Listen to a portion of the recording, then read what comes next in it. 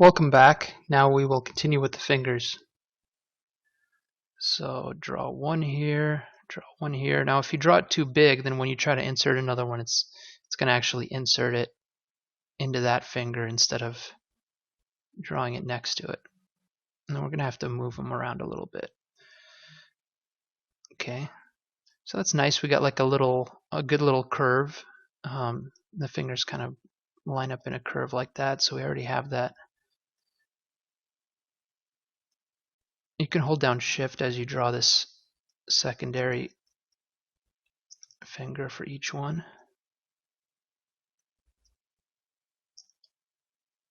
That was a visual glitch, looks like.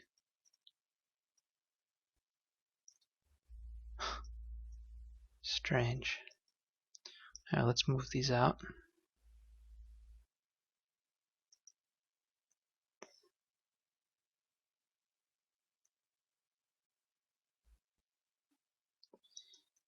All right.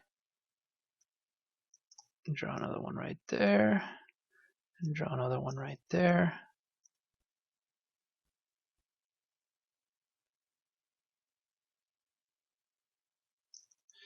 If you hit A, you'll see what we're creating. That's a preview adaptive skin. So if you hit A, you'll see kind of what we're creating here. Later on, we're going to flatten this stuff down, so don't worry about the fact that it looks so weird. Just trying to fill, anatomically kind of fill this stuff in here. Okay, draw another piece here for the thumb. So you can almost see how you're like just filling in the shape of this hand. Look at that. Already we got something so close, and all we're doing is just like putting little spheres in, which is what I love about this software. Now, as long as we're in here, let's give these hands a little bit more detail. And the first thing we're going to do is we're going to give these fingers like a natural kind of incline. The thumb should be kind of below the other fingers. All right. Something like that. Now, if you, I'm a very strong believer in, if you've read Gladwell's Blink, he talks about how a lot of the stuff you do as an artist is subconscious. You know, you spend all this time learning anatomy, and then you think that you're making decisions, but really most of the decisions you're making subconsciously. So as you rotate around this hand, just trust yourself and see what looks right. You've had hands your whole life, and you know what they should look like, and you know what more or less looks wrong. So you can use the fact that you're a human being to check your work.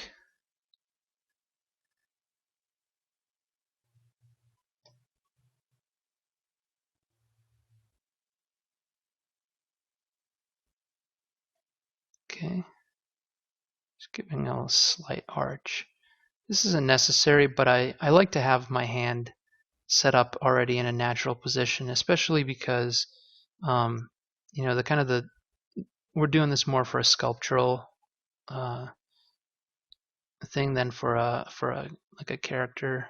Even if it was a character, though, I don't really see any point in rigging a hand in a position that it will never really be in. This is kind of the default position of a hand. It's kind of just relaxed, slightly curved. All right, something like that.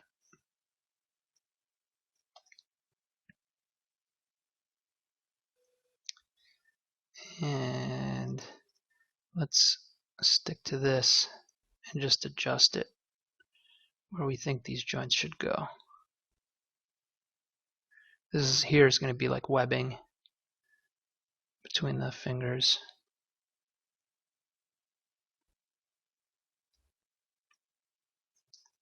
Okay, double check that. And I would maybe just move these more in like a more in an arch, but more or less I'm happy with the way that looks. So I'm going to call that ready to go. Last thing we're going to do for this character, for the Z-spheres, is we're going to draw kind of like a neck piece right here, and another piece that maybe connects the head to the neck, and just draw another piece that's just the big bulbous center of the head. I really like the way that just fits. Makes me happy. Okay.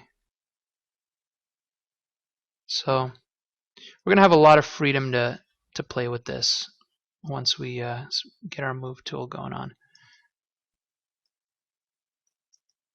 Oops.